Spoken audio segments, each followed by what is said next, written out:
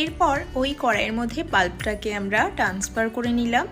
আর এই পাল্পের মধ্যে আমরা দিয়ে দেব মোটামুটি 1.5 কাপের মতন চিনি। তবে চিনিটা আপনারা আমের টকের ওপর ডিপেন্ড করে কম বা বেশিও করে নিতে পারেন। যেহেতু কাঁচা আমের আমসত্ত্ব, কাঁচা আমের কালারটা দেওয়ার জন্য আমরা খুব সামান্য পরিমাণ একটু গ্রিন ফুড কালার ব্যবহার করেছি। ফুড কালারটা বেশ ভালোভাবে এর মধ্যে মিশিয়ে নেব।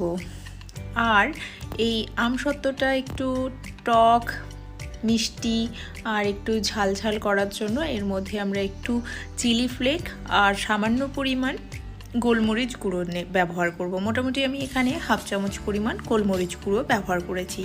আপনারা যদি এটা সিম্পলি শুধু মিষ্টি বানাতে চান তাহলে চিনির পরিমাণটা একটু বাড়িয়ে নেবেন, আর এই চিলি ফ্লেক আর গোলমরিচ গুঁড়োটা স্কিপ করে দেবেন। এবার ফ্লেমটা অন করে আমের পাল্পটাকে মোটামুটি